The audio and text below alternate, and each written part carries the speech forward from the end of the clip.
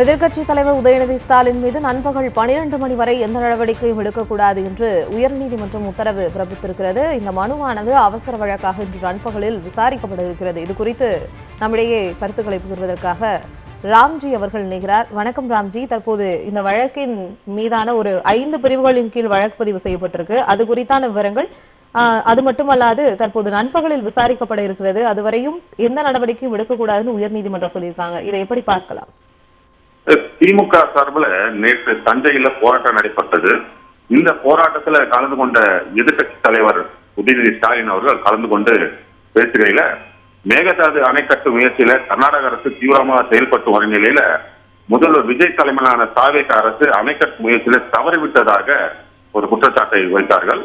அது மட்டும் இல்லாம அந்த கூட்டத்துல கர்நாடகாவிலிருந்து தமிழகத்திற்கு காவிரி நீர் வந்திருக்க வேண்டும், இந்த நிலையில இதுவரை ஒரு சொட்டு தண்ணீர் கூட வரவில்லை என அவர் பேசியிருக்கார். மேலும் காவிரி விவகாரம் குறித்து முதலமைச்சர் விஜய் இதுவரை உரிய பதிலளிக்கவில்லை, வாயும் திறக்காமல் இருக்கிறார் என எதிர்கட்சி தலைவர் உதயநிதி ஸ்டாலின் அந்த கூட்டத்துல பேசியிருக்கிறாங்க. இந்த பேச்சை வைத்துக் கொண்டு தற்போது தாவேக அரசு எதிர்கட்சி தலைவர் உதயநிதி ஸ்டாலின் மீது 5 பிரிவின் கீழே வழக்கு பதிவு செய்துள்ளார்கள். இந்த 5 பிரிவின் கீழே வழக்கு பதிவு செய்து அவரை கைது செய்யும் முயற்சியில் ஈடுபட்டு இருக்கிறார்கள்.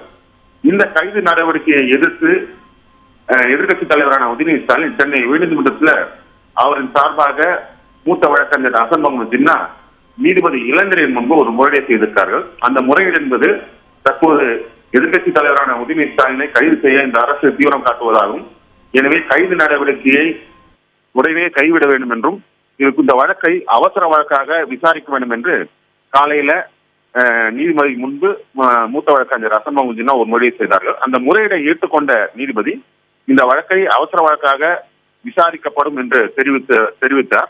அதன் பிறகு 12 மணி வரை எந்த நடவடிக்கையும் அவர் மேற்கொள்ளக்கூடாது என இந்த அரசுக்கு நீதிபதி இளந்திரன் உத்தரவு பிறப்பித்திருக்காங்க. இந்த வழக்கு 12 மணி அளவுல விசாரணைக்கு வரும்.